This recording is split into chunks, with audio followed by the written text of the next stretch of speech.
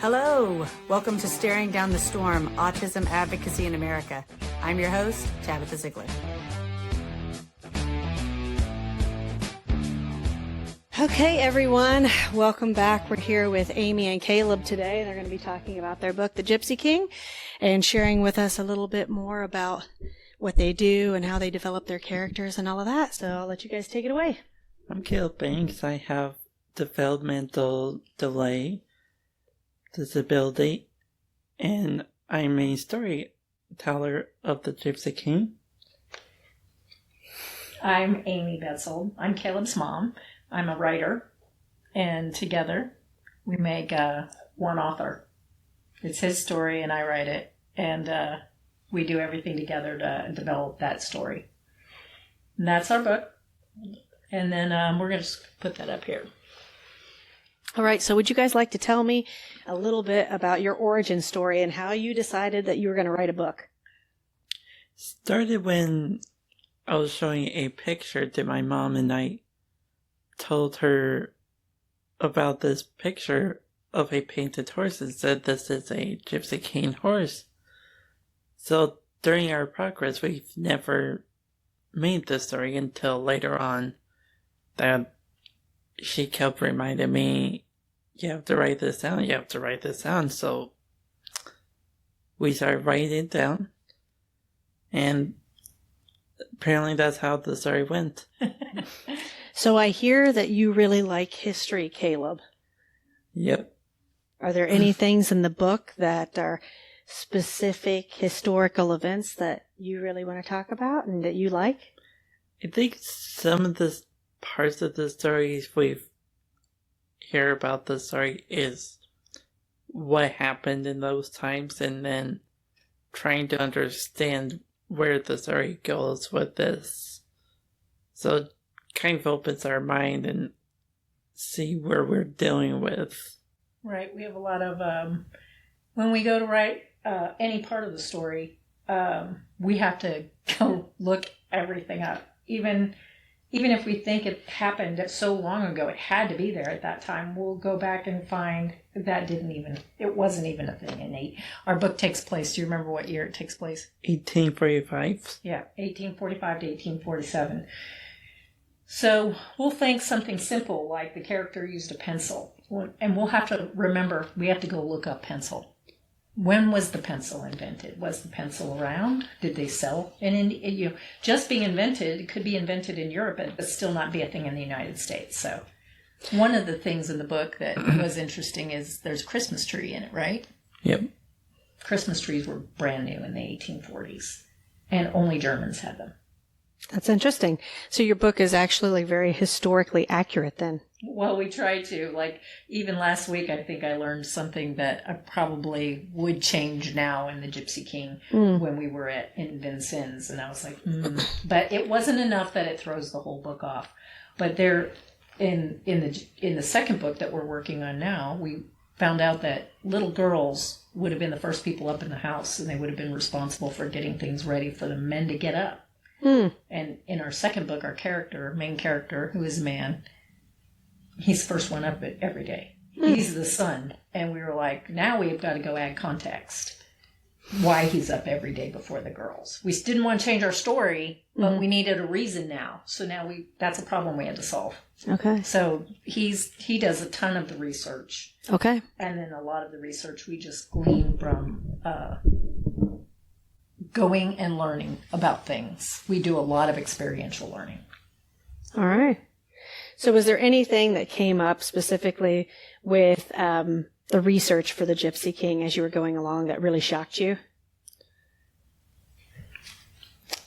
Not that I can think of. What do you think? Probably, I don't think so. I'm trying to think through the storyline. I don't think in the first book that much shocked us. Part of how this happened is we wanted to go on a vacation together. And so we were supposed to go to Wisconsin, to this place called Door County, Wisconsin. Maybe? Okay. And there's a company in Indianapolis called Ambassador Travel. I don't know if you've ever heard of them, but they give you a whole itinerary and take you to all these historic places. And it's expensive, but when I see how much work they do on the itinerary and you have a guide the whole time. Well, we were going to go do that, and COVID hit, and we didn't do that. And we were like, well, we can do that ourselves. So we did. We made a historic trip, and we took the trip to Madison. We didn't want to spend a lot of money. And we looked up all the places we could go visit and all the local restaurants we were going to try. And we try to support local. We shop local shops. We meet local people, and we just went to have fun. And Madison ended up being a major location in the book. And so that is how all the locations ended up in the book. When in the second and third and fourth and fifth book, which are planned, those came out of those visits to other places. So we've been to Metamora, we've been to Oldenburg, we've been to Batesville. Great Lakes. Yep. The Great Lakes area, St. Joe, Gary, Indiana, Liberty, Indiana, Vincennes, Indiana, New Harmony, Indiana. So we do this every year. Okay. And what we learn ends up in the books. And then that creates the story. Then we have to go off and do all the research, because what we've learned it inspires us. So you guys are going on scouting trips to do research prior to the books. We didn't know we were doing that. Yeah. That's interesting that you mentioned, because that's actually kind of how I started my nonprofit was like my kids and I would go and do scouting trips on Sundays. I didn't know that's what I was doing either. Yeah. But they were just getting a little squirrely, and I was like, all right, okay, we clearly can't stay at home, can't keep our hands off one another, so we're just going to get in the vehicle, go get some chicken nuggets, go do a trip around. And yeah, so I find that really interesting that you guys were also doing that, and then that sparked into a book. It did. It was funny because every time we'd go someplace, we'd be on a hike in the woods, and he'd be like, wouldn't it be cool if a guy did this or a guy did that? And I'd be like, that is really cool. We could stick that in that book you're writing. One of the parts of that was we were doing our family hike out, and I stopped right in front of this tree that had a little archway, and I was standing next to my mom, and I said, you know what would be a very good idea is if a little girl was hiding underneath. She immediately pulled out her phone and takes a picture and said, this is a very good idea. And I was like, okay. So it's in book 2.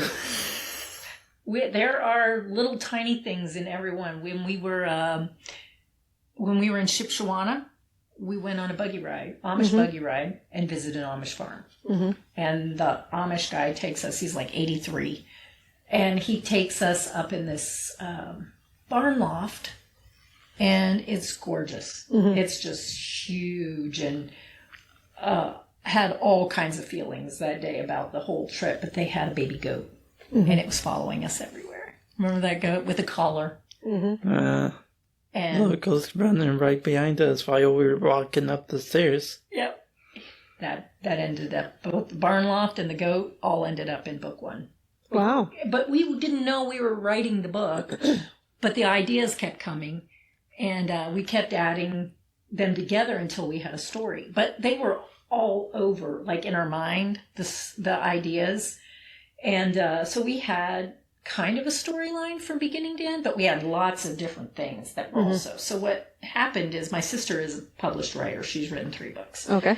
And she also teaches, she used to teach writing up at Purdue University and then at IUPUI. Okay. And she said, I said, how do you no, I just keep writing the same chapter over and over and over. I don't know what to do. And she said, sit down and write all your ideas on Post-it notes.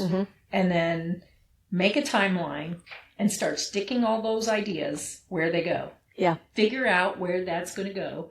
And that was the first time we went to a hotel for the weekend and called it a writing retreat. And we did that. He wrote Post-it notes for ideas. He went and did research and wrote Post-it notes. And remember, that's when you found, what did you find that weekend? The inn. The inn in Madison. The Broadway Inn in Madison was built in like around 1830-ish, which was very unique design for how book one played out for the hotel. Yeah, we needed a hotel in Madison. And so he came and he found that. He put on a Post-it note, and it's on the board. So we ended up having this big board we took with us that we had put into 24 blocks. And we said, those are our chapters 1 through 24. And so where do they go? And we left with a complete storyline and all the chapter ideas in place. And finally, we were able to write chapters. So when we got to about chapter 4, I know nothing about writing a book. I can write, and I write pretty little things, lots of pretty little things, but nothing ever makes a book. Okay. So I went to a writing workshop called Midwest Writers Workshop. It comes every year to Indianapolis, and they find a place, and I had been getting this email for probably 10 years, marketing email, and I decided to sign up and go. And they have editors there, they have agents there, and they talk about the writing process.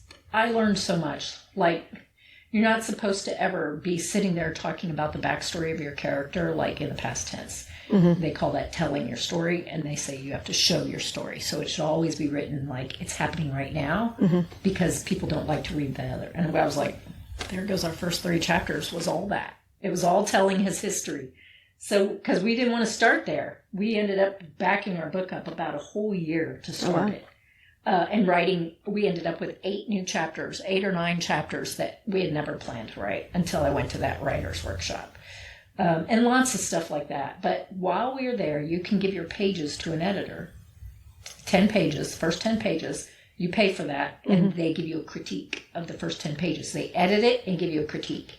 And a lady named Eve did ours, and I loved the feedback, and we asked her if she did editing she said yes, so she became our editor.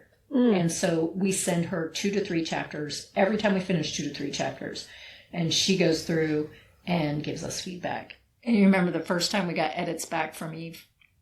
What happened? Got a little bit already wanted to give up on the whole entire book because of the feedback, but also shows me when you told me you can give up, but I'm going to still do this, and I was like, okay, then I'm going in. Yeah. So he had a lot of difficulty taking feedback from the editor, even though her edit comments were things like, this is a good place for you to add some details. That even that little bit of comment, he had just never taken feedback from anyone before. And so now he's learning to value what Eve has to say, because it's really helpful. And I learned so much from her. She would say, well, how do you know that? And because I would say, the other character felt a certain way. She'd say, well, how do you know that? Because you're not writing from that person's perspective. And I'm cognizant of it, but at the time I didn't. I'd say, they were angry with him and think nothing of it. And then she'd be like, well, how do you know they're angry? And I have to figure out how my character knows they're angry. And then write that. Like he saw anger, flash across their face. Then he knows they're angry, right? But that wasn't something I would have normally done. So she has taught me so much through edits. So we got our editor, we got our storyline, and then we just made, and then Caleb's social worker. So if you don't know, if you have a child with the special needs and that you've signed up for the Medicaid voucher or the waiver, then you get a social worker, and they come and they visit you every 3 months, and they set goals. So she came and she wanted to set goals for Caleb, and we were struggling with a goal. And she said, well, we told her we were writing a book. She said, how about a writing goal? And we said, okay, we'll finish our book by December of 2024. And that's how the whole entire part of our original story happened. Yeah, because we stuck to that goal, didn't we? So you made it. We did. Did you feel good about making that goal? I think it was like one of those surprising things was when she came back and we told her that she was a little bit shocked how fast we were doing it. We were both like, we just doing this. Yep, we met the goal. So when we set a goal, I'm looking at, well, how are we going to meet the goal? And he's metal as gold, which is why we were struggling at that point to come up with new ones. So when we did that, we were like, we've got to write these many chapters a month. We've got to get them edited every month. We've got to get the peer reviews done. We made a plan. We stuck to it. And I think we finished the book like right around December 1st, mid-December. And then we went to Office Depot. You remember what we did at Office Depot? We did the printings. We printed the whole book out. Yeah. And we had it bound.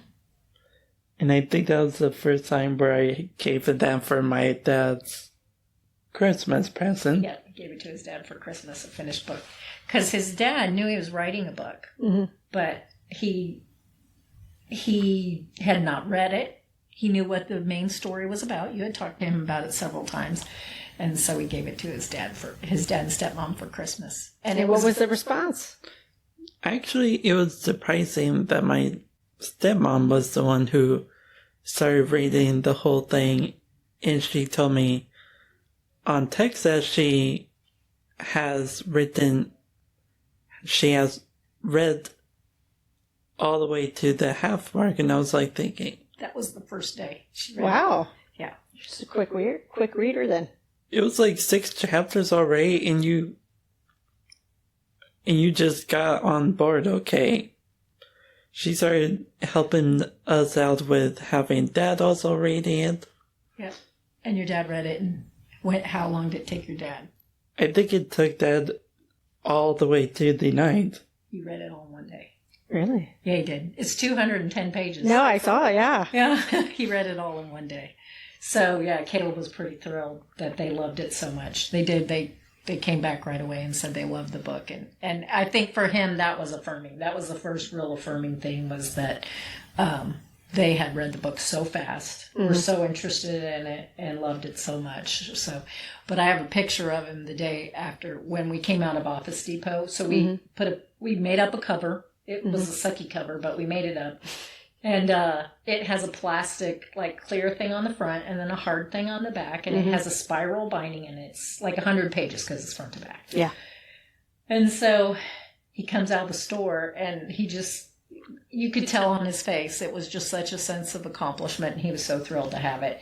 And so I have a picture of him right outside of Office Depot with the book that he was going to give to his dad for Christmas. That was our whole goal, was to get it done and a printed copy, and then it was officially published February 13th. And we love the cover they designed. It's Author House, which is a division of Zondervan Publishing for what's considered non-Christian books. But the reason it is because we failed their profanity test. Oh, really? Yeah, we used the word dumbstruck and a couple other words like that. But they were words like that. But because they're a Christian publisher, those are in there. The word dumb is not allowed to be used in a book that they publish. It's just, the words are supposed to not be in any way, even though it's not profanity like you and I would think of profanity. They've just lumped it all together. Okay. And they have probably a computer program that goes through. And so I could have changed dumbstruck. I could have changed it to many other words that probably would have worked. There were 2 or 3 other words, but they were all like that. But book 2 is not going to pass the profanity test. I'm not going to use curse words, but there's slavery, there's Native Americans, and to be authentic, there's no way we're not going to use the N-word. We're not going to use really derogatory terms. But I think even knowing that the word dumb doesn't even get through, to be authentic and talk about slavery in the 1840s, or be authentic and talk about Native American relations in the 1840s, we're probably going to use some words that make people uncomfortable. I won't say it offends them, but they will be uncomfortable. And we have that's why we need a Native American peer reviewer. We have found a Black peer reviewer that will review for the slavery part for us. And that's important to us, that culturally we don't offend people, but we're okay with them being uncomfortable. They're uncomfortable topics. Yeah. And we want to be authentic, but we also want to be respectful. I think that's we're trying to is the tension make there. Sure. Be historically relevant. Yes. And so, yeah. we're trying to make sure that it's both accurate in the story, but also be very respectful to the ones who are doing our book peer reviewers, so that way they're not like, okay, so why is this happening? It's like, that's how the story is going. Right. And that happened because we went and visited the Levi Coffin house. And that's how the whole the second book had some ideas, but it wasn't about slavery. And then we visited the Levi Coffin house. Would you like to speak a little bit more in depth about that? About the Levi Coffin house? You want to tell what that is? Levi Coffin was a person who did more than just being a store clerk in an area. He was part of a underground railroad that helped slaves who needed to be out, and he was one of the stations of it. Mm-hmm. He's considered in Indiana to be the station master for the Indiana. And where is this house? The funny thing is, it's in Fountain City, Indiana. Mm-hmm. That wasn't Fountain City in 1840. It was Newport, Indiana. I think it's Newport. Yeah. So it wouldn't have existed then. So, yeah. But if people wanted to go and visit this house today, where would they find it? And take the tour. Would you agree? Mm-hmm. So, Indiana State Museum. Yeah. They own several historic spots in Indiana. They bought the house. They've restored the house. They usually attach some sort of visitor center to the house or across the street or something. They do tours, and the tours are guided. They are well researched. The people who do those tours are very good at answering any question you have and know the complete history of the house. Whenever we visit a city that has one of those, we go. We just did it in Vincennes. We've been to the Lanier Mansion in Madison. We went to the Metamora, the Locks, the grist mill in Metamora. Can't remember. But anyway, Caleb loved the Levi Coffin house. Levi and Catherine. Let's not forget Catherine. She was part of the actual reasons of how this story began. Yeah. And it was funny because Levi and Catherine, in their moments, when Levi left, she would have to take care of slaves who were coming in. And, well, the funny thing about that was she hid two girls underneath the beds. Between the mattresses. And then we as the slave hunters were searching, so when they started laughing, she would have to make sure they were very quiet, and I was like, yeah, that's probably going to be one of those type of characters who are going to be in the Book 3 series. Yeah, Book 2. Book 2 series, Book 3. Yes, Book 3 has a little bit of slavery in it, too, because it's about the Civil War. So Catherine would make clothes, winter clothes, because when slaves would escape, they would come with summer clothes, but they would have to escape in the winter. Yeah. Because they almost always escaped in the winter because they were not doing as much work in the field and they could be gone for longer before it was noticed, so they would escape in the winter in summer clothes, like tiny, thin little outfits with sometimes no shoes, and they would make it all the way to, Indiana in the winter. And it was legal in the state of Indiana for them to come after their property into the state of Indiana, even though Indiana was not a slave state. Right. So... another unpopular part of our Indiana history. Yes. So they would come to look for him, and there was hiding places in the house.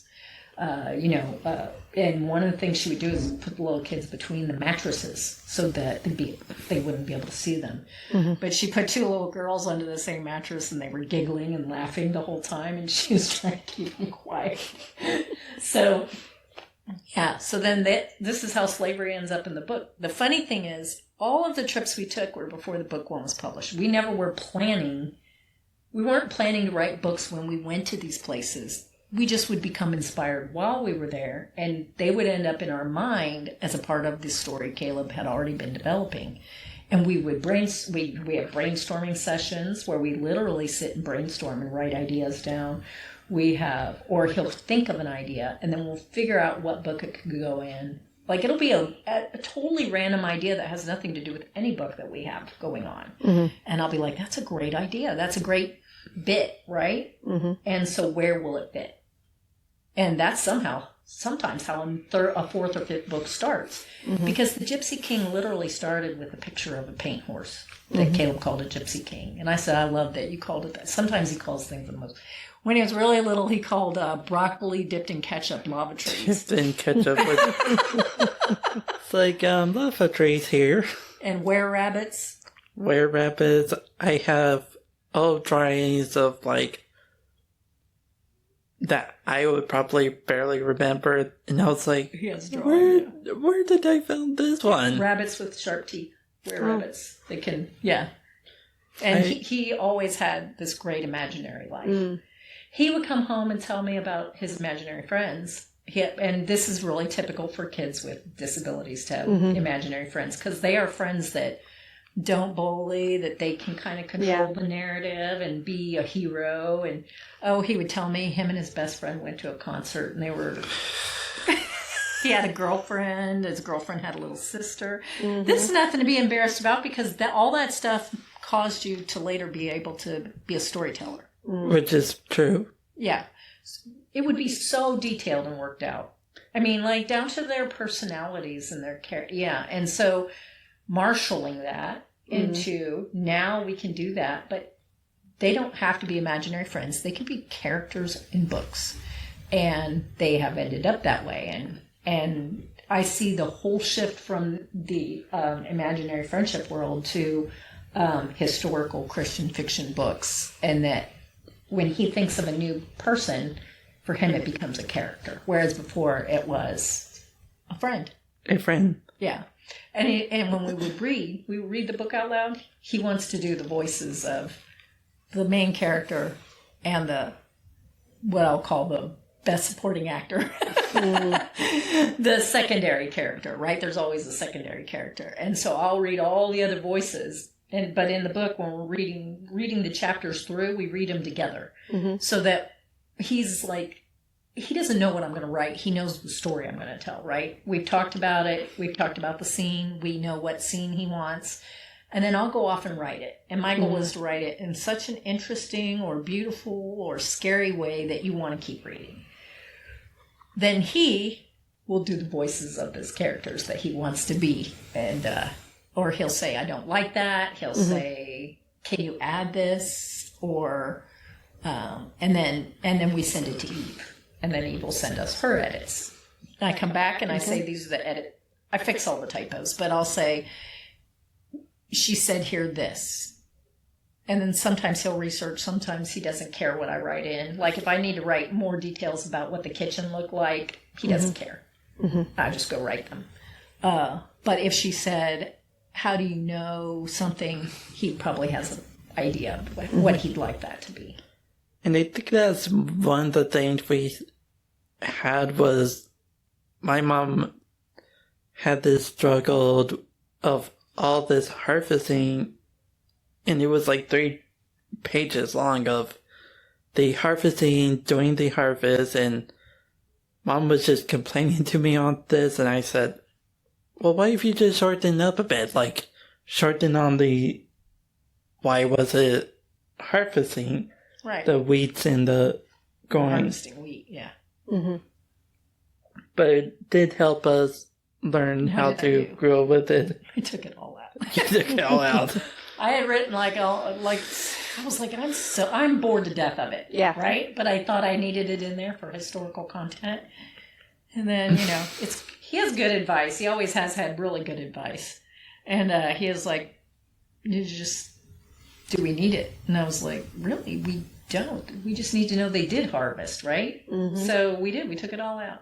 But it's good practice, because you never know in the future, since most of your books are based in Indiana, you might decide to write like a primarily agricultural book. That's our most agricultural character, but we didn't need to know that the thresher and blah, blah, blah. Mm-hmm. We had researched it all, and I didn't know how to do it all, but just at the end of the day, it wasn't adding that much to the story, right? That's the other thing is it really necessary for your story? One, and then does it add anything that you really need to know? Is it adding interest? Maybe, but not really. So for those people that are watching that might be listening to you guys and decide, I kind of have this passion for writing and it's always something that I thought I might like to do. If you were to encourage these people through what you've done already, like what would you tell them to start with to encourage them to go down this path of being an author?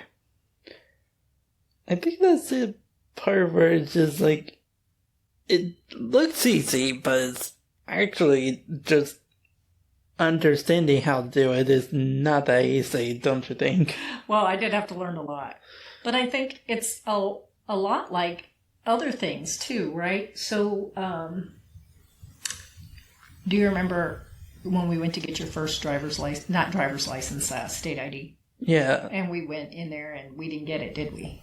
And so we were like, we finally, and you'll find this if you've ever had to apply to government organizations. And my first pediatrician said their goal is to get you to quit, to get you to stop filling out applications. And it always has been that way. It's been that way for 50 years. It doesn't matter what administration is out there.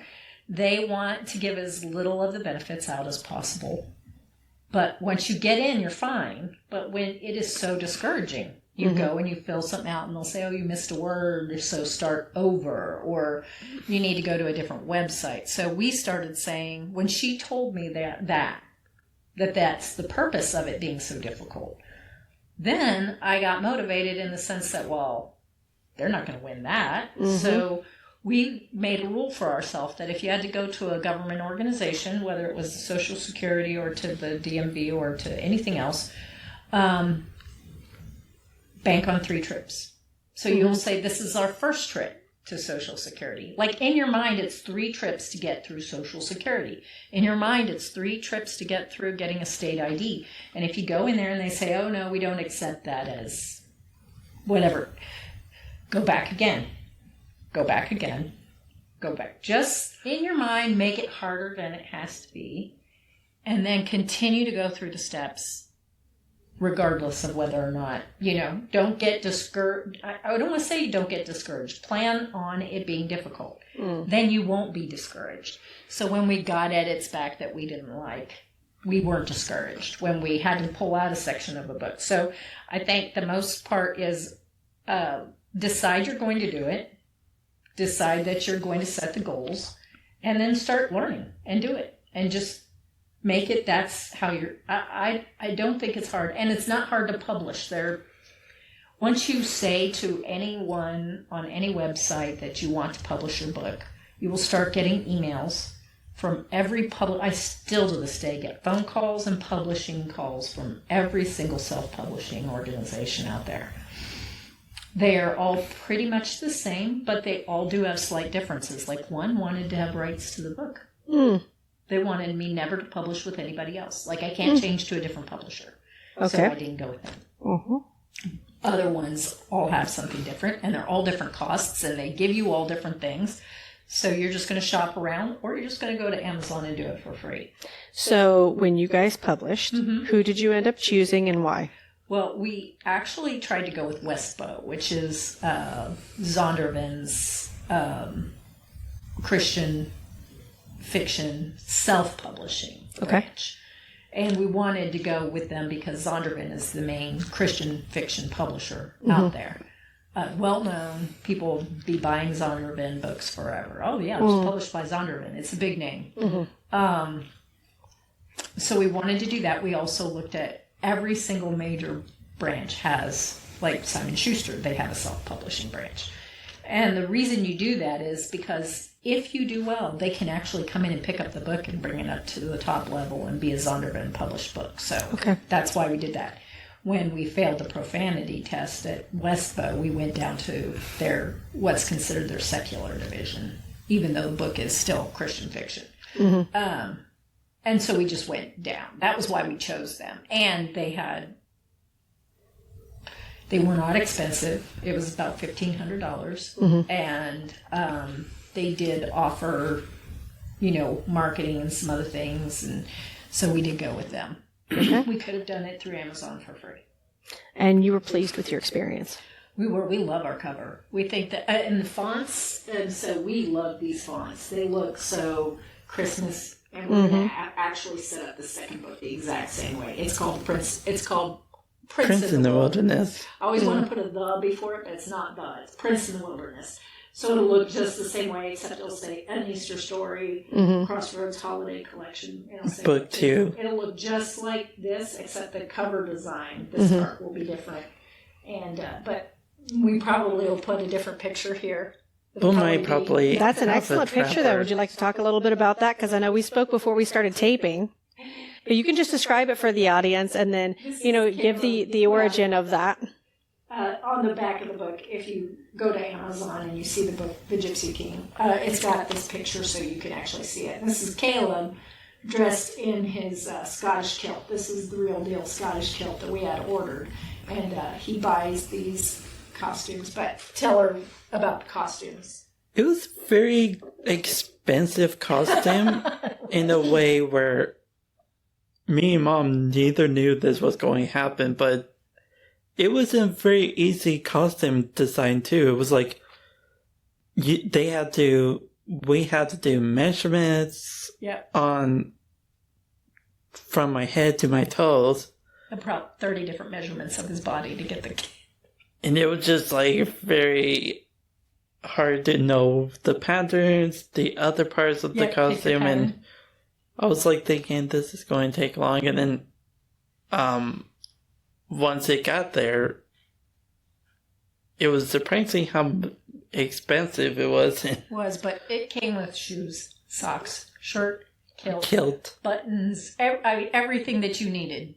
And who did you pick to design this? It was the company that does it. Champion Quilts. And how did you come across these people? No, I looked on the internet. The funny thing is, they make all the authentic Scottish kilts. They're made in Pakistan. Interesting. Yes, they're wool. They're gorgeous fabric. And when you get it, it's the real deal. Or at least, and then the funny thing is, Scottish people were doing their reviews of it, and it's Champion Kilt, so I wasn't expecting it. But once you get the order gone, you realize it's coming from Pakistan, and it takes about 6 weeks. But it was custom made to fit his body. So yeah, but why did we get that? Just for a costume design. For Halloween. So Caleb loves to dress up for Halloween. And he buys very expensive costumes. He has a knight's costume. It's not like a knight with the armor. It's a knight with it's got this flowy thing. With the cloak. Yeah, the cloak. The cloak is so cool. When he walks, he looks like Darth Vader. It literally flows behind him. And so next year, what are you going to be? Probably the next year is going to be a fur trapper. We bought his capote coat last weekend in Vincennes, and just the coat was $200. So, yeah, but Caleb has money that he has saved in his savings account. He works a job. He puts money back every month, and so he helps pay for the trips we go on. He's always paid his half. Wow. We both put in, every paycheck, we put in $50 into that account throughout the year. And then next year, when we go on that trip, it will be somewhere in Indiana. And we go to plays that are put on. Last year we did go out of Indiana. He wanted to go to Gettysburg, which ends up being how Civil War book comes into play. But that actually did help me a lot in some ways. So I have this thing where I'm not scared of loud noises, but I don't really like the ones where it's unexpected. Like when we went to the Gettysburg and we were going, he said where the Civil War reenactment was going to happen. I have my wireless headphones where it's supposed to cancel any noise. Yeah. And I was thinking in my mind, it's not going to be this loud, is it? And once the cannons hit, it was already going to sit up gotta go, gotta get out of there. Yeah. But we did went to this barn where they had some.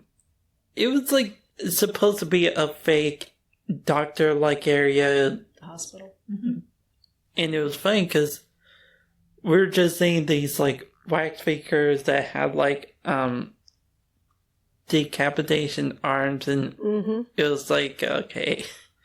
Yeah, their arms had been cut off, and yeah, there was a doctor there, a real person being a doctor, like playing to be a doctor, and but it was in the bottom of a barn. It was the hospital for the war, the battle, right? And so it was gory in places, but we learned a lot about that, but that all ended up. The funny thing is, we went to Vincennes recently. We said we were thinking too much about books, right? He said we should just go and enjoy it and let whatever happens happen, and that'll end up in a book. Or this is what Caleb's saying. I told you, he has great advice. It was funny because Mom and I were like struggling, like we have to learn something. We had to learn some right stuff about the book, but I told her we don't need to worry about the book because before the book was ever made, we had a journey of just traveling around as we could, and we could go to museums that were fun, and so it became our moment to just go, let's just relax and go on our merry way. And have fun. And then parts of it will end up in the book. We just don't know it. We were going there too intentionally. Does that make sense? Yeah, that's part of the artistic process. Yeah. I mean, even with the podcast and things like that, if someone needs to cancel for some reason, like I told you guys, if you guys need a break, if the spirit's not moving you, like we can do that. We can take breaks. We can talk about whatever people want to talk about. I mean, I just think in general, whether it's a podcast or whether you're writing a book or, whether you're an athlete, I think there's a certain level of, artistic expression that comes into it. And, it's one of those things where it's like, if the spirit moves you, don't force it.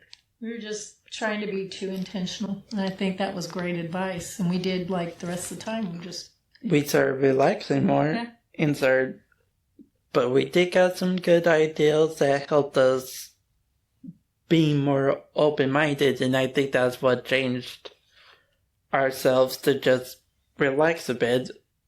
And it was like, okay, so this will help us. And it was like, I think we got crazy ideas now for what is going to happen. Yeah, we got some more ideas, and ideas that are also going to go for the book one launch party, which we'll talk about later. But And so when you guys are getting these ideas, do you carry, like a little notebook with you? Are you writing notes in your phone? She has to text herself because I will bring her this idea. And it's like one of those good ideas that'll happen. And then right after that, she'll forget that idea, and I forget the idea.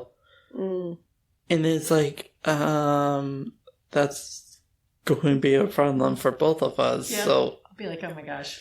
So he's the artistic genius, and you're responsible for recording the genius. Yes, pretty much. Okay. Occasionally I'll get an idea on my own, but it's like about I'll like see a beautiful sky, and my mind will write that, how beautiful it is, and it'll be a really cool way to write it. I'll text those ideas to myself, but I have no idea where that's going to go in the book. Yeah. It's just something I see that's beautiful, or the words come to me, and I don't know where they'll be. I'll text those ideas to myself, and sometimes he'll email me or text me an idea. But I hate it when I'm driving, because my phone connects to my car, and I'll tell it to text me, but it doesn't seem to be able to text me.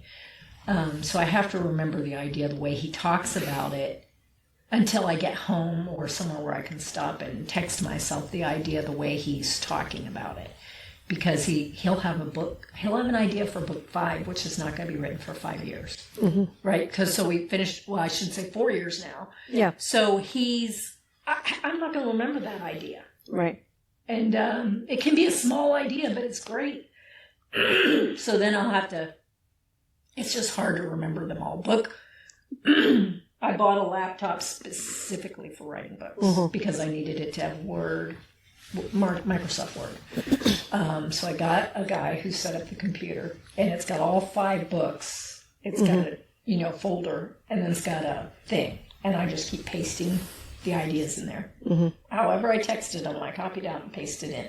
Copied out, pasted in, so that they're there. They're in any order at this moment. They don't have an outline. They're just as the ideas come. When we went to start book 2, we took those ideas, and when we went on another writing retreat. We did the same thing with the Post-it notes. I got that out, and I was like, read through them all to both of us before we started the brainstorming thing, and said, these are the ideas we've talked about in the past. Some of them were like, I hate that idea now, and it's gone. And like, that's not going to happen. Isn't that amazing, though? I mean, I'm curious to see what you think, because now that I think my brain is set up more for, or I guess I should say, I have now allowed myself permission to just steamroll down this artistic expression railroad, I guess. Do you find it sort of similar for you guys in the same way? Like once you gave yourselves permission and once you started doing the thing, that now it's easier and they just flow more easily? I don't know, because he's been like this imaginative person all along. Like, ever since I was kind of born with it, I think. He's been super imaginative and creative, like with the were rabbits and stuff. And he would talk about, the 3-headed dog. Oh, what did you call that? The war dog. No, the other dog. Hellhounds? The hellhounds. So he would have these hellhounds in his stories, right? And he has always come to me and he'll say, so I'm a painter, oil painter. That was what my main creative, writing is brand new. He would say, I have an idea for a painting. And I would go off and paint it. And his apartment is full of these paintings. One of it was, I think, was a Batman cat thing. The Batman cat you did. He painted the Batman cat. But he asked me for a crow. Remember that crow on a nest full of golden eggs shaped like hearts? Yeah, what was that one? It was somebody bought it. Really? It was a black crow with the golden hearts. Yep, he's on a nest, and the nest is sitting on the nest. Yes. Interesting. But it was like very interesting because it was just one of those crazy ideals. You had been in the play Edgar Allan Poe's Nevermore, and he was the crow that said Nevermore in the play. I forgot that. It was funny. And then he had the idea for the painting with the crow, the black crow, or whatever, raven. Raven, yeah. Quote the raven, Nevermore. Quote the raven. And so, so I painted it, and someone bought it and took it. So we don't have it. I have a print of it. I have a picture. I get a guy that photographs it so that I can make prints from it. So I have that. But, yeah, I don't even remember what he called it or anything. But I will need to say this. I might need a quick break real quick. Okay. All right. So we're back after our little break. And Amy, you were telling me that you'd like to speak about another family that helped influence you guys a little bit? Yeah. So I was just on Facebook, and I noticed this mom. Her name is Jackie, and gosh, I don't know their last names, but her daughter's name is Jordan. It's spelled Jordyn. And she has a Facebook page called Jordan's Summer Shirt Project. And her daughter has autism. And she, just like the rest of us, we're always thinking about the future and what the future is going to hold for our kiddos. And for Caleb, he has a job, but I still thought, what is going to be, what could be better for him? I'm always thinking that, but not in a way that I knew what to do. Yeah. She started this summer shirt project as a way to teach her daughter how to package shirts and put the shirts in the packages and mail them out. And she thought our friends and family are going to buy from us. And that's pretty much what she expected. And she sold a ton of T-shirts over the summer. It wasn't just her friends and family. And they decided to keep going. So before, when I talked about services, when you have those in, her occupational therapist taught her to fold the shirts and roll them up and put the band on, and was very slow at the beginning. Her daughter, her speech was I'm sure she talked to her family better, but like she didn't speak that much to public. It looked uncomfortable because the early videos that this woman posted, her daughter looked very uncomfortable in the videos and uncomfortable doing the work. But it blossomed, and she got more and more and more comfortable speaking. Her face lightened up. She now looks like she's full of joy during these videos. She'll talk on her own now without being prompted. They show her doing the work in videos now. She just snaps through the work, boom, boom, boom. They have had to pretty much all quit their jobs and work at the family business, which is the shirt shop. Oh, wow. They sell thousands. I think they're up to like 800,000 followers on Wow, Facebook. that's a lot. And she posts videos every single day of her and the daughter, Jordan. And Jordan talks and she laughs, and they have employees. They have like 11 or 12 employees at the shirt shop. And they talk, and she talks to them, and she takes their lunch orders, and her whole life is full of purpose now. I look at it and thought, what could I do like that? And I thought, what other kind of businesses? I think, Caleb could run an antique shop. He loves antiques.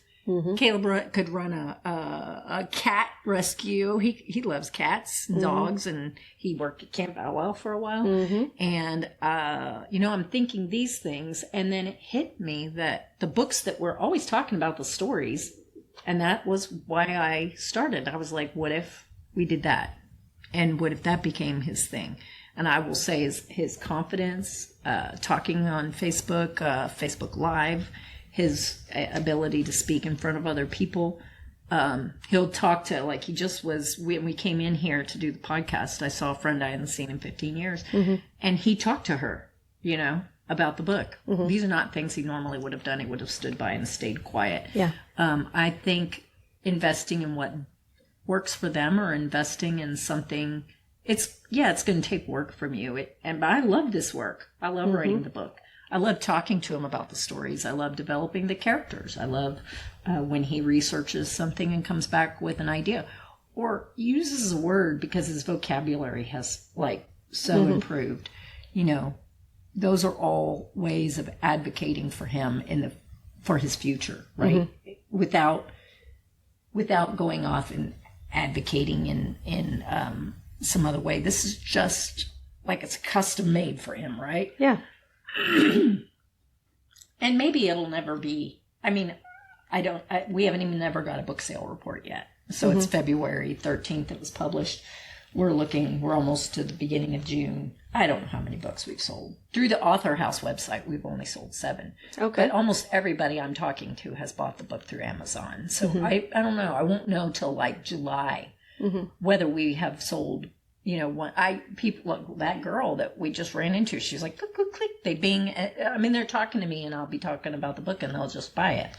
And I'll get a letter from someone who I used to know that saw it on Facebook and bought it and read it. And a guy I went to high school with just wrote me an email and asked if there was a sequel to the book. So it's spreading. I don't know how well it will ever do. I don't know if it's going to provide for him down the road in the future. If it does, it does. If it doesn't, it doesn't. That's all up to God. We've decided that God's in charge of the sales. We're doing our part, but we're not going to worry about it. It's not. He's going to continue to work his job, but it definitely has changed his quality of life and his experience of himself as a published author, as a person who's accomplished something. I think he thinks. Do you think of yourself as an author? I think sometimes I'm part of an author who does mostly the storytelling. Do you feel like an author? Yeah. Yeah.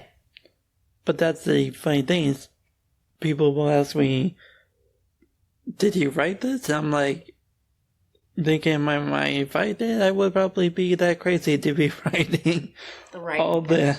But you do take credit for it, right? Yeah. Yeah. Because it's your story.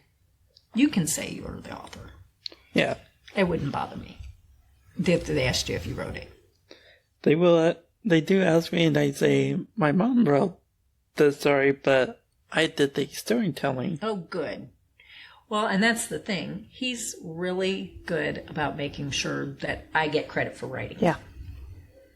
But then I feel like I'm equally concerned that people know I'd not write this book and pretend that my kid with a disability did it, right? For any reason. This kid with this brain that is fabulous, just because he can't write the words down doesn't mean that that story doesn't have as much value as a story written by anybody else. The story is incredible. Well, that leads us into more of the advocacy that we were talking about, and how, you're a good role model, because now anybody else that's thinking to themselves, that's maybe like, oh, I can't do this. Maybe they can look at you and be like, you know what? Like, he did this. If he did this, I can do this. Right. And then that makes you an advocate.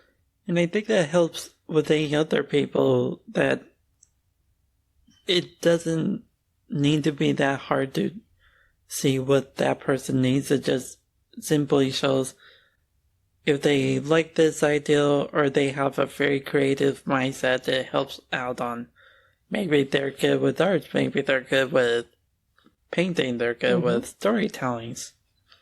Yeah. So you just need someone to support you. Yeah. And I think by coming out and being brave and talking about your book today, you're showing other people, you're giving them the permission to go ahead and do what they are thinking, and, that if they have a dream, they can do it. Yep. That's really important. I think so. See, now I can tell I'm making you nervous. I'm not trying to make you nervous. This is a really important thing that you did. And I'm just trying to acknowledge you and saying, like, sometimes it's hard to be brave. And this was a brave thing to do.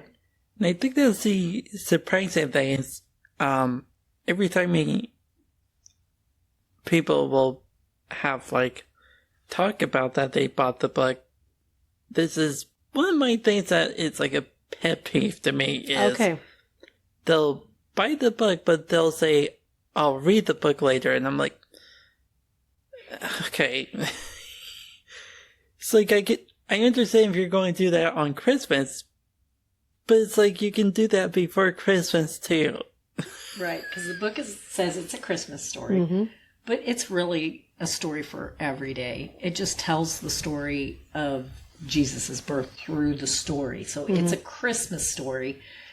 But that story that Jesus came to this earth is a story for every day of the year. It's not just a story for Christmas, right? And so our thing is, you don't have to wait till Christmas. But there are people who support us by buying the book. Sure. And then they don't read the book. I see. And so they're not, like, if someone says, hey, you read any good books lately? You're going to be like, nah. But you have this incredible book.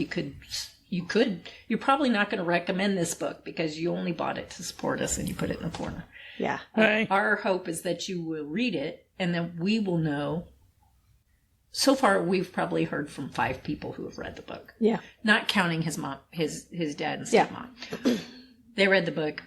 But people who bought the book and read the book, we've heard from actually maybe only your grandmother, my friend from high school, and my old boss have been the only people that have written us and said they've actually read the book and loved it.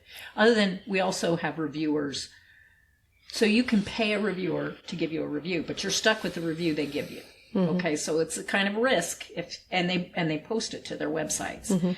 We have paid for those. We've gotten 4 reviews, and that was to get the reviews out there. But we were a little leery, what if they don't like it? But they were good reviews. So. Have you guys considered going and doing a storytelling hour, like at a library where you actually read the book? We are going to read the book at the book launch party. We have 2 sections of the book, but not reading the whole book. No, we haven't thought of that. Or even just, chapters that you really, really love. That don't spoil it. That's the trick. Yeah, it could be a nice way because, people, they really like to experience things. It could be a nice way for people to meet you. And I think, once people have the opportunity to meet you and see how authentic you are and hear a little bit more about your story, and then maybe have, a book table where you're selling the books. Yeah. They have an opportunity to hear a little bit about the story. It gives them an opportunity maybe to bring their children because, you know. And the book is child work. Yeah, we've said all along that originally the audience was teenagers. Mm-hmm. Yeah. That was what you wanted to write for. And the book is about a 15-year-old. He's between 15 and 18 in the book. Mm-hmm. We find that everybody loves it. Well, I'm just saying, you know all the how age ranges love kids it. love to be read to. Yeah, and people don't do enough of that lately. They really don't. So we built an apartment onto our house. I was going to ask you, you mentioned apartment. I didn't know if he was living his own separately from you. but it's attached. So he has his own exit and entrance. Okay. And it has a kitchen, living room together, like kitchen, living room. It's got a bathroom off of the living room there, and then it's got a bedroom. Mm-hmm. And altogether, it's 275 square feet. So it's a tiny house. Okay. Does it have a bath inside for him? It has a shower. Okay. So he has shower, sink, toilet, so kitchen if, sink. if he wants to refrigerator. just stay in his house, I and then if people want to visit him, they have to come and knock on his door. Yes, he gets very mad when they deliver the groceries to the front door at my house. So he gets his, every Tuesday when he gets home from work, he gets on the Meijer app, he orders his groceries, and they get delivered to the house. He makes his own dinners, he makes his own lunches, he does everything from his own apartment.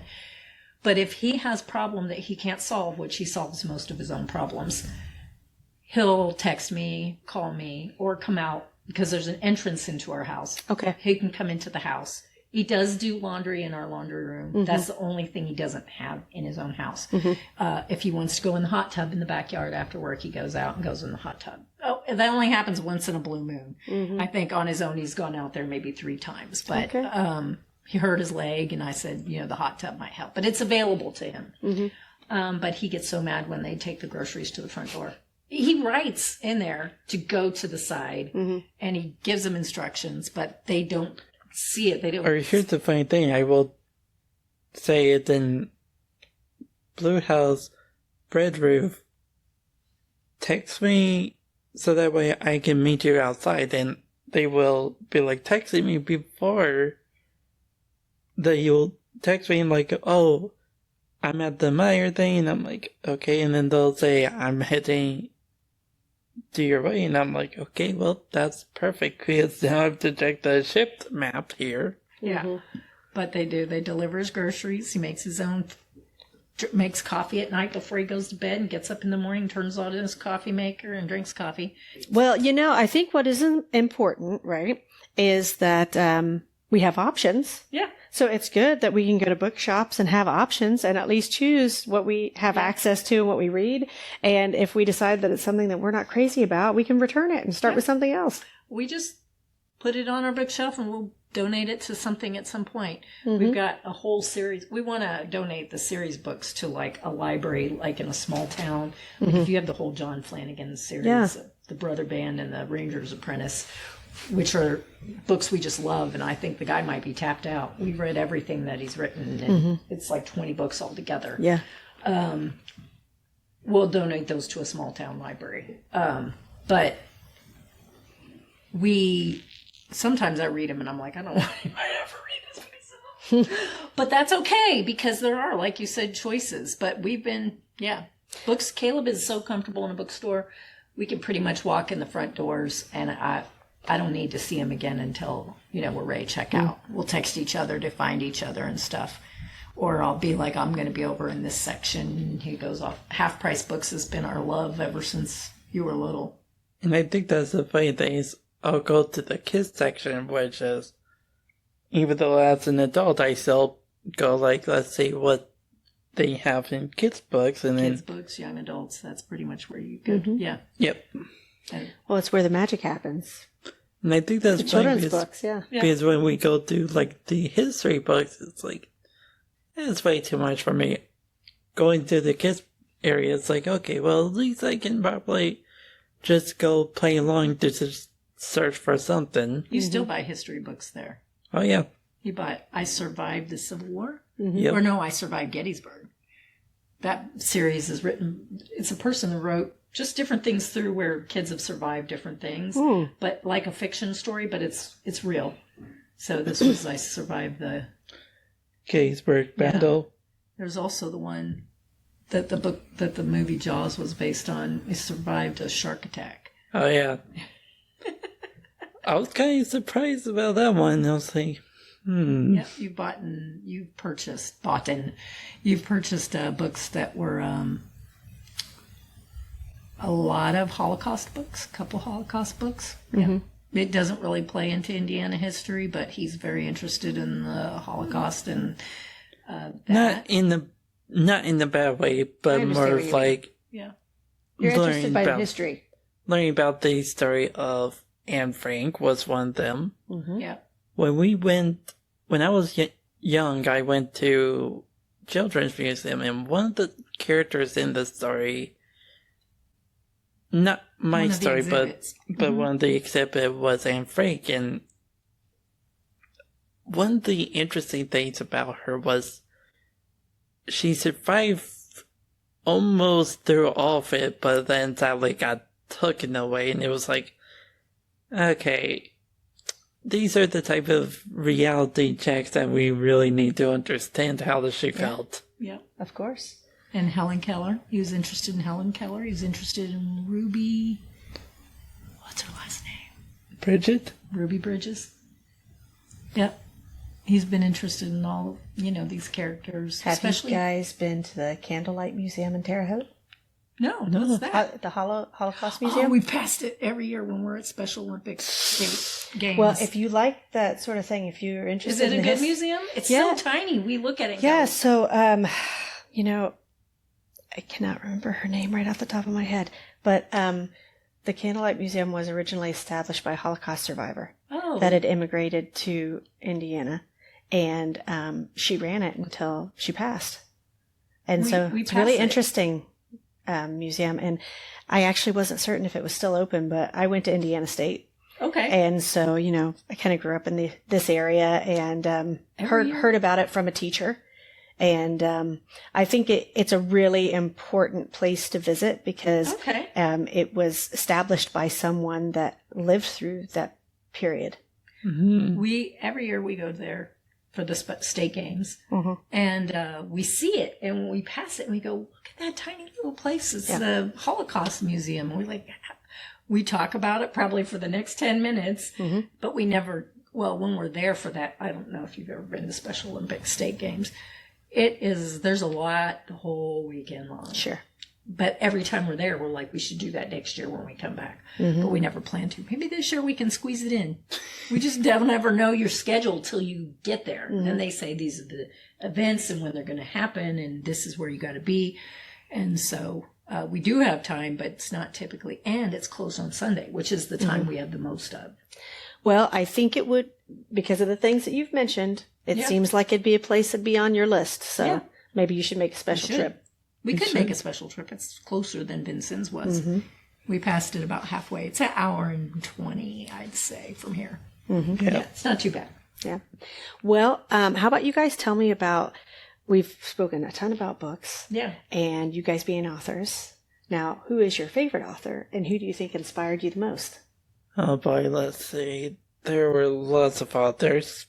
But if you had to pick one, who would you pick? I think John Flanagan. Yeah, I would say all of them. Mm-hmm. Because he did give me some inspirations of what did probably sound so fictional, but it sounds unique. Mm-hmm. And there's this character as well who was a very good artist, but he did movies. His name is Miyazaki, and he was the one who made me get crazy ideas of what our book, one character ideals would have been, and one of those ideals was having this wolf that was supposed to talk, and it was like, that's kind of creepy, but it was supposed to be like, yeah, that's his dream, but we never put it in there, so it was like, okay. So, yeah, some ideas, but we did end up with wolves in it. Mm-hmm. We did end up with wolves in the dreams. Wolves did play a big part. We just didn't make our wolf talk. Oh, yeah. So are you familiar with Miyazaki? I feel like I should be. It's ringing some bells for me. He does the Japanese films for Walt Disney now. So Kiki's Delivery Service, Howl's Moving Castle. We've watched them all. He's right. Very ornate, wild ideas. Sometimes we're like, God, they had to be on drugs. But they are just so wild. I think it also has to do with the fact that Japanese culture. Is it a little bit anime or no? It's kind of like anime. Okay.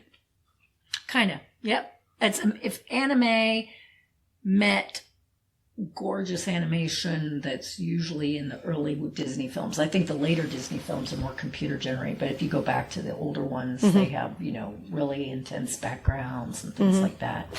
Like if you go to the Jungle Book, the early scenes where the woods and stuff. So he's got his own style. It's gorgeous animation. Stories are very convoluted and strange. Like one time in this one book, what's the book? Spirited Away.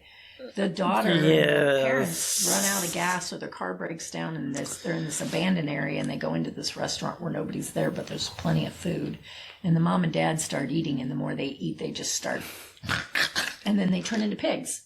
And then her parents are pigs. I forgot that was actually the only thing that made 8 kids terrified was Spirited Away. I legit that book just has so many weird things going on in it. It's literally like what's going on. It's so crazy. But you like how imaginative it is. And it was very interesting to just see that because Nausicaa in the Valley of the Wind shows a very good details of this giant creature named which was kind of like mixed breed of like roly-poly creature. But it was just so big that I was like, this thing's scary. And even the way where it would break through the forest, it was like, I don't want to mess with something like that size. So like he's on the edge of scary stuff, but really animated. But then John Flanagan was more like the characters he was interested in. John Flanagan is the Ranger's Apprentice. So bow and arrow, knives, tomahawks, solving mysteries, traveling, riding on a horse. Yeah. And having a mentor help teach him, which Daniel, all of our characters have mentors and their fathers or somebody. The characters, friends that I don't know if I even said it while we were on the podcast. Caleb was at one of the Halloween parties, and one of our neighbors that wanted to support him asked if she could be a character in the book. You already told that. Did I tell it? I couldn't remember if we told it before the podcast started or. Well, we've talked about a lot of things, but I think it's always good to go ahead and talk while we're rolling because then if we happen to miss something, you can get it. Yeah. So Caleb goes, our neighborhood has a big Halloween party every year. All the neighbors come, and we bring all the candy there. And then the kids, as they come through, don't go to our houses. They go to some of the houses that don't come to the party. But when they get to the party, we have hot food, we have a fire, we have all the candy there. They can fill up their buckets. We're like shoving food at them. And then they get warm, and then they go on some more. So that's what we do. And Caleb loves that party. And one of our neighbors that wanted to support him now, just so you know, we know all of our neighbors, but it's not like our neighbors are at our house or anything. Sure. They know Caleb on their own from the party. And they always talk to him. I have the best neighbors. They talk to him at great length about what's going on in his life, what he's doing. They pour into him while he's there. And one of our neighbors said, "Can I be in your book?" And we were like on chapter 3. We're like... Yeah, sure. And we did figure out parts for them, her and her husband. Really? We kept them married. And I don't even know where I was going with this story. But they ended up in the book, and they ended up being peer reviewers. I forget what question I was answering. I don't know. You were just talking about, how people that are surrounding you are really like instrumental in helping him and supporting him, and that they then offered to participate as well. They did. And they're a pretty critical character. They end up in book 2 as well. Oh, wow. And they must have made quite an impact on you then, Caleb. They made an impact on our main character. Did they make an impact on you? I think they did make an impact on me when Chris said that I wish me and Brent were like these characters, and that actually made me just really happy to know this is actually really perfect story, because it was like, oh my gosh. That's great. They did. They said That's quite a compliment. Yeah. When they read it, we said, are you okay with the way that we've presented your character? Mm-hmm. She said, I wish we were these characters. That's great. Yeah. So then when Caleb published the book, she brought us says, this is what a published author looks like. She also brought us a T-shirt. But Nice. The T-shirt's for me, and he got Right. the cup. Very nice. And he drinks out of it every single day. Well, you want to speak about your cup because, we always talk about the cups on the podcast, and you guys had mentioned you do a lot of traveling. Yeah. And we spoke a little bit about, supporting local businesses. You want to speak about your cup a little bit? So when we went to Vincennes this last time, Vincennes has rich French heritage. It was the first capital in the state of Indiana. And it's funny that the Capitol building is the size of a small house. Mm-hmm.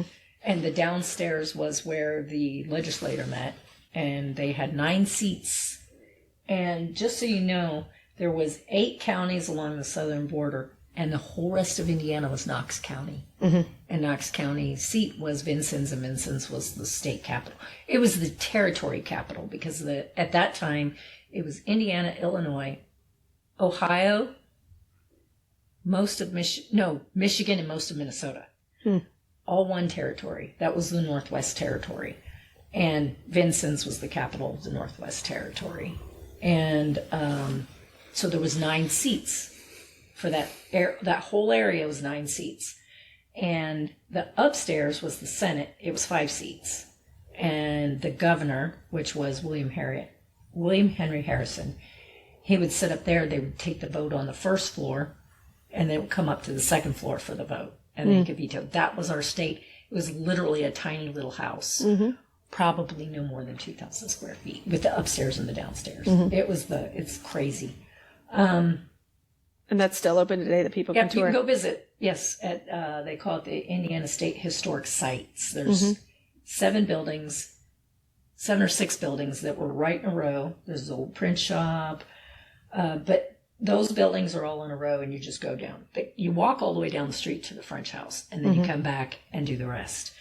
And then right next door, the Daughters of the American Revolution have grouse land, which was the governor's mansion. Mm-hmm.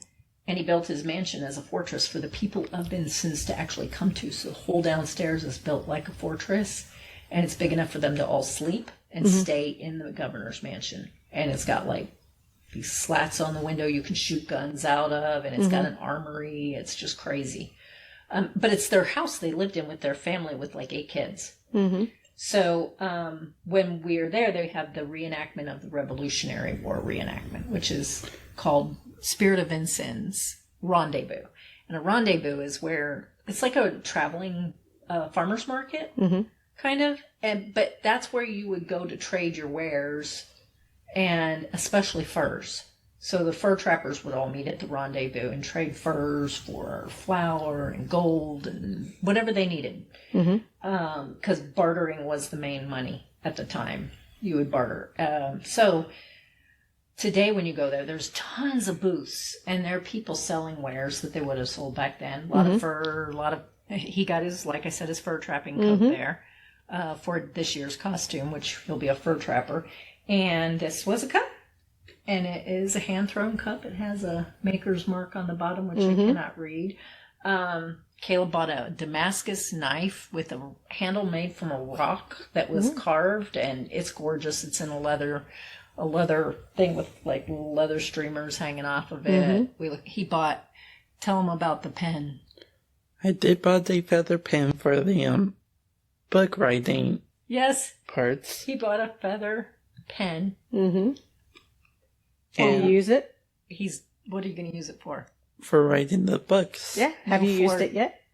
Not yet. For signing the books at the book signings. I think that's fabulous. He came up with this idea. Are you going to wear your coat? I'll probably be wearing I think you should. 1800s clothing. Yeah. So he's got clothing for Daniel. And so at the book launch party for this book, he'll be wearing Daniel's clothing. Very good. Yes. And I have the main woman character in this book is Anna, and I have Anna's clothing. So for the book launch party, he'll be wearing Daniel's clothing. I'll be wearing Anna's clothing. And he bought I didn't realize he was buying he said he didn't think of it till later because we didn't get ink. I said, do you want to buy the ink? Because they had the ink there. And he said, no, I don't need the ink. And later he was like, I'm going to use this when I sign books at the book signing. And I was like, that's a fabulous idea. And he goes, no, I need the ink. And the problem was we had been through all the booths. And I not know which booth we went to for that ink. I mean, it's like, there's just so many. So I was like, you know what? We can buy ink at anywhere. We can buy ink at Michael's. They have calligraphy pens. You can buy ink there. So ink is not a problem. It's got a feather. It's got, and that was his idea. He's always looking at great ideas. And at the book launch party, we're also going to be serving Irish soup. Yep, Irish potato soup. Really? Daniel's. So this is sort of a cosplay book signing. It is. It's going to be, and I wish I remembered the date. I can actually look up the date. That's fine. We're done. You'll just let me know. Okay. And, you send me all that information. If you guys decide that you're going to take a picture of what you'll be wearing in advance, I can always put that with the video. We have a picture of Caleb in it for sure. Okay. I can always add that too. They, in the book, they talk about this potato soup that his mother used to make at Christmas time. He's living with a German family, so they don't make that soup. But he remembers it fondly and wishes he had gotten the recipe. His parents are dead and gone. He can't get it. But that recipe for that soup, we will be having at his book launch party. We'll be having salad. We'll get an old world bread, and lemonade and iced tea. We'll have to have for desserts. But yes. What are we having for dessert? I think it's scones, maybe. No. Apfelkuchen. Apfelkuchen. Apfelkuchen is a German cake. Cake that Anna makes in the book. Okay. So that's what we're having. Can you describe for everybody what that is? Apfelkuchen. You know the dense texture of pound cake? It's like that, but it's an apple cake. And they would actually put slices of apple down into the cake dough, and then it cooks. And when you cut your slice, it's like the texture of pound cake, except it's got these chunks of apples all through it, and it's dusted with powdered sugar. And that's Apfelkuchen. We've made it before. Okay. But it ends up in the book because it is a German dish, and he lives with Germans. And they have other German things. But we don't want a really heavy meal, but it is a meal. And the space is Noblesville's Forest Park has a place called Forest Park Inn. Okay. And it's seating for 64. So we're hoping we fill up the tables. So are you selling tickets to this? It's free. This is free. It's free, and we'll put it on our Facebook page. All right. And so we plan to eat for like an hour together, just like you're having dinner with the author, but you're also having dinner with the characters, right? We are trying to set the tables up. We were in Vincennes. We bought, I think, maybe 50 period napkins from antique shops. Okay. And so we'll be looking for the rest of them. We need probably another 12 to 15. And so we want to set the tables so that it feels like we're going to have oil lamps in the middle of the tables. We want it to feel like... So this is going to be an experience then? It's hopefully. And then we will do some reading. We are hopeful that Caleb's dad is going to read, and Caleb's sister is going to read. We picked 2 chapters that won't ruin the story, right? But I would say there's probably about 3,000 words each that we've picked excerpts for them to read that we felt like a female voice and a male voice, and the male voice has got a scene that's more like the conflict, and then the female voice has one of the beautiful scenes. Okay. So, because I think when you're your storyteller, you're also hearing yourself reading the book, so we thought that we would do that. Then we'll have a Q&A for a little bit, and then we'll do some book signing. Okay. And it's probably 2.5 hours long, we're thinking. And then cleanup time. But that's the book launch party we have planned. And it is scheduled for the last weekend in September, whatever that is. So this year then? Yeah, and it's a Friday. I know it's Friday, it's at 6, and it's the last Friday in September. I just can't remember the date, 26 or something like that. Okay. But I'll look it up. And we're doing it so much later than the book because it is a Christmas story. Mm-hmm. And we would have actually done it earlier, but we needed the dates to work out and everything. Mm-hmm. But they say you should start selling for Christmas or marketing for Christmas in July. So, Mm-hmm. but we ended up in September. Okay. Well, you have to let me know all the dates for sure. And I'd love to come if there's a space for me, I'd love to come. It's just going to be first come. We struggled. We actually came and priced the Haverstick here to do it here too. But we just felt that space might be too big for a book launch. Okay. Party. Maybe later, but this is our first book, and we know friends and family are going to come. Mm-hmm. But we don't know if we'll get much more than that. There may be people who come that get to stay but don't get to sit and eat. We don't know. We'll cook for 64. There's 64 place settings, and we'll hope for the best. Well, I think after this episode, you might end up with more people than you thought. So we might have to have a little bit more planning as far as, how you dole out these tickets. I don't have tickets. I know, but you might need tickets. You never know how the interest may be. On Facebook, and if it looks crazy, like something's going to happen, we'll have to see what else. Maybe we'll have to schedule 2 of them. And we'll sell books on site, but we'll also allow people to bring their own copies. Like if they've already bought a copy of the book and they just want to get the book signed and they want to come to the launch party, they can come. Mm-hmm. But yeah, we've been to a couple book launch parties by self-published authors. There tends to be about 50 to 60 people. So we are expecting about that same. We're hopeful. We're just hopeful for about the same. Mm-hmm. When you're first selling your book and you're not really, when you're in charge of your own marketing, I would say you're a little more conservative with your ideas and your hopes. So that, you just don't want to be but it is a lot of work. Of course. When we started doing marketing, they said reviews are a thing. But to get credibility, you need book awards, which means now you have to go around looking for contests where your book would be a good fit, paying the entry fee and entering your book and waiting. So we have it. We already have won one award. So if you go to our website, you'll see their seal. And it's a literary award. And what is your website? It's Kayla Banks and Amy Betzold, authors. Okay. We started thinking the Gypsy King, but there's 5 books. So then we would have had to start a second page for the Prince in the Wilderness. So then we came back and said, let's just have an author page. Okay. And so. And where can people find your book? Where can they purchase your book? You know where they purchase the book. Tell them. Amazon. Tell them how to find it.